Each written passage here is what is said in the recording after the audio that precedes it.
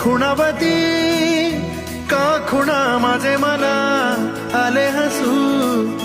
प्रेमात फसणे नाही रे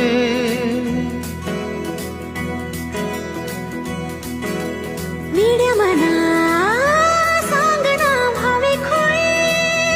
का पुन्हा तुझ्या सवे सारे हवे प्रेमात फसणे नाही रे धुक्यात जसे चांदणे मुक्याने तसे बोलणे हो सुटतील केव्हा उखाणे ना त्याला काही नाव नसावे तू रे माझा मितवा